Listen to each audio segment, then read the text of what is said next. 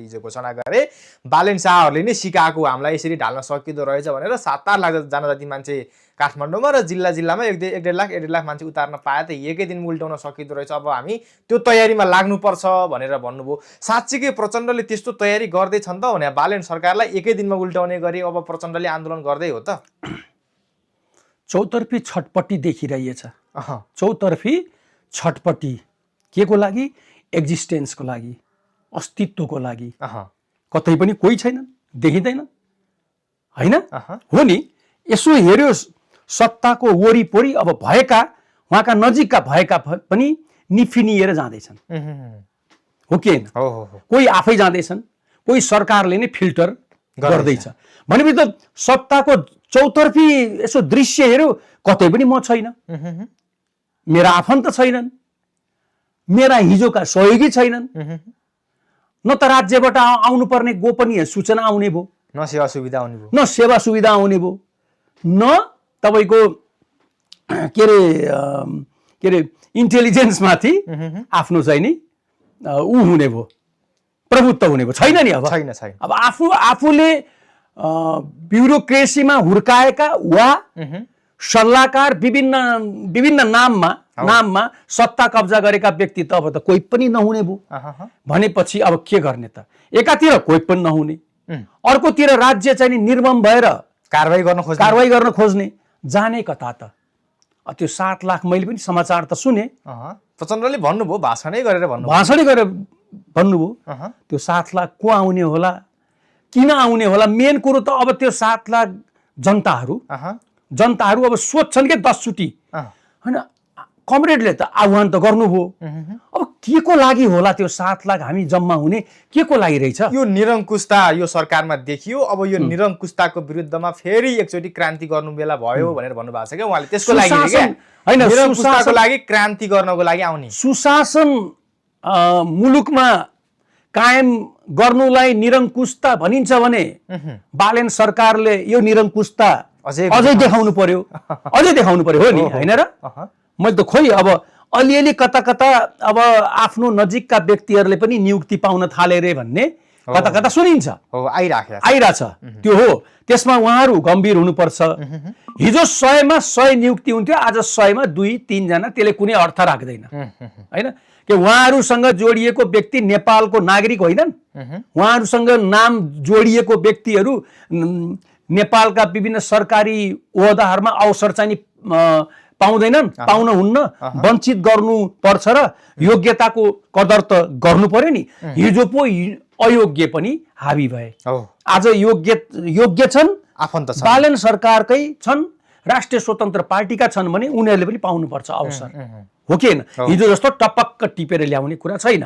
भनेपछि यो सुशासन, भ्रष्टाचार मुक्त शासन, हिजो राज्य कोषमाथि राई दाई गरेकाहरूलाई कारवाही को कारणले गर्दा यो सरकार तानासा हुन थालेको हो भने हामी सबै नेपालीको चाहना छ यस्तो तानाशाही सरकार अझ हुनुपर्छ। हेर्नुहोस् है, त्यो जनताले त हिजोदेखि मैले पनि खबर त सुनेको छु, यो नगर्दै हुन्थ्यो कि उहाँहरूले यति चाँडो किन गर्न खोज्नु भएको हो? अब कुनै पनि बेला अब ऊ शेरबहादुर देउपाजी छैन, आउँदै हुनुहुन्छ। उहाँ पनि के भन्दा मानसिक रूपले अब नेपाल सरकार अहिले नयाँ जनमतमा बनेको छ होइन, नयाँ जनाधार छ, बाक्लै जनाधार छ त्यो पनि होइन। अहिले सरकारलाई हिजोका दिनमा हामीले गरेको जस्तो गर्ने छुट त छैन। अब यो सरकारलाई चाहिँ फेस नगरी हुँदै हुन्न भनेर उहाँहरूले निर्णय गरेर आउने मुडमा हुनुहुन्छ। जस्तो केपी ओलीज्यू, उहाँले ठिक गर्नुभयो। सरकारले किनभने पछिसम्म कुनै पनि मुद्दा मामिला भन्ने कुरा त हेर्नु, फौजदारी भन्ने कुराले छोड्दैन के। यसबाट क्लियर हुनु राम्रो हो कि उहाँहरू जसरी उहाँहरू भन्नु भएको छ नि, अहिले शेरबहादुर देउपाजी पनि भन्नुभएको छ, विभिन्न विज्ञप्ति आइरहेछ उहाँहरूको, त्यो त्यसरी हतारिएर विज्ञप्ति आउनुपर्ने त्यो ओहदाको व्यक्तिलाई आवश्यकतै थिएन। यो प्रचण्डले चाहिँ जस्तो आजै मिलौँ, भोलि नै मिलौँ, जहिले भ्याउँछ त्यहिले मिलौँ, हामी क्रान्ति गर्नुपर्छ, फेरि आन्दोलन गर्नुपर्छ, बरु अहिले मिलेर आन्दोलन गरौँ, आन्दोलन गरेर बालेन सरकारलाई फ्याँकेपछि बरु हामी जो त्यही आन्दोलनको बलले एउटा नेतृत्व चुनावला मिल्न चाहिँ मिलिहालौँ भनेर जुन प्रचण्डको जुन छटपटी हताश मनस्थिति देखिया छ, यसको कारण चाहिँ के होला? तपाईहरु मिलेर क्रान्ति गर्नुभन्दा पहिला एकपटक पूर्व मेचीदेखि पश्चिम महाकालीमा अपाङ्गता जीवन यापन गरिरहेका, खुट्टा नभएका, हात नभएका, आँखा गुमाएका, अङ्गभङ्ग भएका, शरीरमा 50औंवटा गोली बोकेर हिँडिरहेका शहीदलाई सम्झिनु होला एकपटक क्रान्ति गर्नुभन्दा अगाडि। 17,000 सरकारी आँकडा भन्छ, तपाईँ भन्नुहुन्छ 5,000 को जिम्मा म लिन्छु भनेर। ती मृत आत्माहरूको आत्मालाई सम्झिनुस् त। तपाईले जुन क्रान्ति गर्ने उद्घोष गर्दै हुनुहुन्छ नि, के साँच्चीकै तिनीहरूको आत्माले शान्ति पाउँछ? खोइ के पाए? त्यत्रो आन्दोलन गर्नुभयो, हामीले पनि त्यो बेलामा त्याग गर्यो। व्यक्ति हत्या त राम्रो होइन, तर परिवर्तनको नाममा हेरौँ न त एकपटक हाम्रा साउथ एसियन कन्ट्रीहरूमा पनि यस्तै यहाँकै जस्तो हत्या त भयङ्कर भएको छ नि। श्रीलङ्कामा चाहिँ हेर्नुहोस् त, थाहा छ नि हामीलाई त, श्रीलङ्काको त हामीलाई दृश्य अहिले पनि थाहा छ। यहाँको जस्तै करिब करिब यहाँभन्दा पनि अझ बढी पाशविक हत्या हुन्थ्यो त्यहाँ, हो। हामी त त्यो बेलामा जागिरमै थियौँ। हेर्नुहोस् भनेपछि क्रान्ति गरेरै आमूल परिवर्तन हुन्छ भन्ने सोच आउँछ नागरिकमा, तर त्यो क्रान्ति कति उत्तीर्ण भयो, कति अनुत्तीर्ण भयो, हो कि होइन? यसले पनि त अर्थ राख्छ होला नि त। त्यसले गर्दा तपाईले क्रान्तिको उद्घोष गरिरहँदा एकचोटि हिजोको दिनमा क्रान्तिकारी योद्धा पार्टीको सभापति अध्यक्ष माओवादीको सम्झिनुपर्छ। प्रचण्डले गरेको कुरा चाहिँ क्रान्ति हुने र अरूले गरेको कुरा चाहिँ प्रतिक्रान्ति हुने। जस्तो प्रचण्डले भन्दै हुनुहुन्छ हामीले गरेको चाहिँ क्रान्ति हो, अस्ति भदौ 23-24 गतेको घटना त्यो पूर्णतः प्रतिक्रान्ति हो। त्यो प्रतिक्रान्ति अझै सफल भइसकेको छैन, अझै केही तत्त्वहरूले त्यो प्रतिक्रान्तिलाई सफल पार्नको लागि परिराखेको छ। त्यो प्रतिक्रान्ति सफल हुनु भनेको चाहिँ यो संविधान फ्याँकिनु हो, यो संविधान फ्याँकेर गणतन्त्र मासिनु हो। त्यो गणतन्त्र मास्ने मनस्थितिमा छ अहिलेको सरकार, अहिलेको नेतृत्व। त्यस कारणले हामीले अब फेरि क्रान्ति गर्नुपर्छ भनेर उहाँले भन्नुभयो। त्यो प्रतिक्रान्ति हो, त्यो सफल भएको छैन, हुँदैन भन्नुभयो नि। म यो उहाँलाई म चाहिँ नि उहाँको कुरामा म समर्थन किन गर्छु भन्दाखेरि, हो अहिले पुरा भएकै छैन। 23-24 को प्रतिक्रान्ति त्यो बेला पुरा हुन्छ जब आरोप लागेका सबै शीर्षहरूलाई सरकारले चाहिँ नि अनुसन्धानको दायरामा ल्याउँछ। हो, उहाँले भनेको ठिक हो, पुरा गर्नै छ। अहिलेको सरकारले अनुसन्धान छानबिन गरेर त्यो प्रतिक्रान्तिलाई क्रान्तिको चाहिँ नि के अरे कोट चाहिँ नि पहिराउन हो जरुरी छ। भनेपछि सरकारले अब छिटो, उहाँको यो अभिव्यक्ति आयो, अब सरकारले छिटो क्रान्तिको परिभाषा के रहेछ र क्रान्तिको परिभाषा के रहेछ, त्यसको डिफिनेसन के रहेछ, त्यो सरकारले चाँडो भन्दा चाँडो देखाइदिनु पर्छ। र अर्को कुरो संविधानको कुरा उहाँले गर्नुभयो।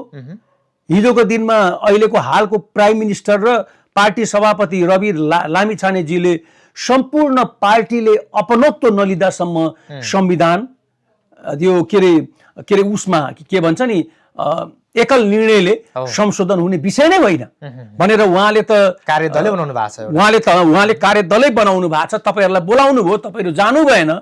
नगए तापनि त उहाँले एकल निर्णय गर्ने त कुरा आउँदैन नि। राष्ट्रिय स्वतन्त्र पार्टीले पनि त संविधान त चिनेकै होला, संविधान त पक्कै पनि पढेकै होला हैन। नेताजीहरुलाई त्यसको अध्ययन सम्पूर्ण अध्ययन नहोला, त्यहाँ पनि त चाहिँ संवैधानिक कानुनका ज्ञाताहरू हुनुहुन्छ नि।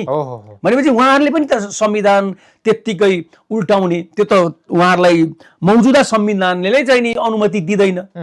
उहाँहरूले पनि ठुला पार्टीहरूको सहकार्य हामीले गर्नै पर्छ भनेर बोल्दै हिँड्नु भएको छ। यो जब अनुसन्धानको सुई प्रचण्डतिर सोझिन्छ र जब प्रचण्डलाई जेल हाल्ने तयारी भनेर कुरा उठ्छ, तब प्रचण्डले भन्छ गणतन्त्रमाथि खतरा भयो, संविधानमाथि खतरा भयो। प्रचण्डलाई समाएर जेल हाल्नु भनेको र प्रचण्डलाई अनुसन्धान गर्नु भनेको यो नेपालको संविधान र गणतन्त्रमाथि खतरा हुनु हो त? उहाँको अर्थमा त्यो हो, उहाँको बुझाइ त्यो हो। तर अहिलेको सरकारले बरु उहाँले भनेको कुराहरूलाई संरक्षण गर्छ, खतरा मडारिन दिँदैन, दिनु पनि हुँदैन। यत्रो जनताको चाहिँ नि विश्वास तपाईहरुले जित्नु भएको छ। हो कि होइन मडारिन दिनु पनि हुँदैन र यो सरकार मलाई लाग्छ आजको डेटसम्म पनि हेर्दा त्यो अवस्था चाहिँ नि मुलुकमा आउँदैन। त्यसले गर्दा अझ धेरैको त भन्नुहोस् न तपाईँले केही दिन अगाडि 3-4 हप्ताकै कुरा हेर्ने हो भने मकवानपुरको एकजना व्यापारीलाई पक्राउ गरेपछि त उहाँको चाहिँ नि अलिकति सक्रियता बढ्या जस्तो लाग्छ हो कि प्रचण्डको जो हलचली मचिया छ त्यसले खोइ अरू नेताजीहरुमा त्यस्तो छैन नि फेरि छैन देखिदैन अरू बुरु अहिले शालीन भइराछन् प्रचण्ड फेरि अहिले जुरुक भइराखेका छन् उहाँहरुले बुझ्नु भएको छ कि उहाँहरुले बुझ्नु अब हेर्नुस् त उहाँकै पार्टीको हिजोका दिनका माओवादीको नेताहरूले नै आजको डेटमा पनि क्यान्टोनमेन्टको कुरा गरिरहेका छन् यो खुल्नै पर्ने फाइल हो नि त यो हैन र उहाँहरुको विभिन्न मितिमा दिनुभएको अभिव्यक्तिले नै त्यहाँ चाहिँ नि घोटाला भएको छ भनेर कुरा पुष्टि गर्छ त हो कि हैन त्यो लगायत धेरै छ हेर्नुस् अब सबैलाई त्यही हो छटपटाहट छ बालेन सरकारले नेपाली जनतालाई अफिम खुवाएर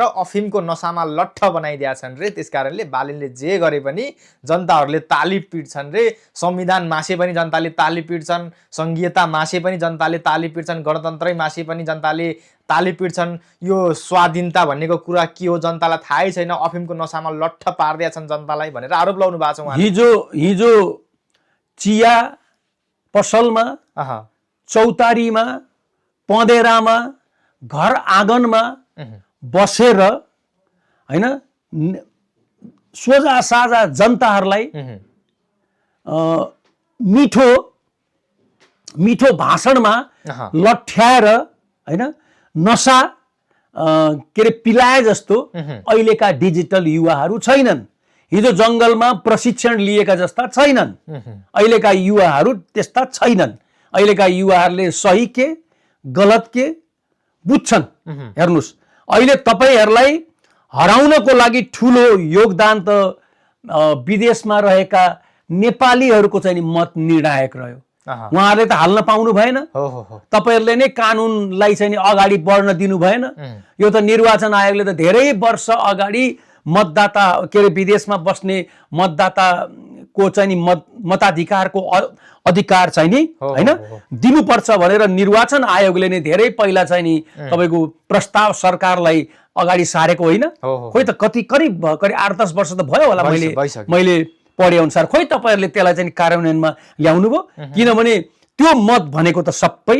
परिवर्तन चाहने हो त्यो अहिले कति आयो मतलब भन्नुस् त विदेशमा बसेर उनीहरूले चाहिँ दबाब दिएर जेसुकै अर्थमा लिम न हामीले हैन प्यारेन्ट्सलाई दबाब दिएर हैन आफन्तहरूलाई प्रयोग गरेर कति मत आयो भनेपछि अहिलेको मत भनेको हिजो चिया चौतारामा दीक्षित हुने नेताहरूको भाषणबाट दीक्षित हुने मत होइन यो नयाँ जनाधार हो डिजिटल जनाधार हो विश्व हत्केलामा बोकेर हिँडिरहेका मतदाता हुन् युवा हुन् त्यसले गर्दा तपाईको त्यो भाषणमा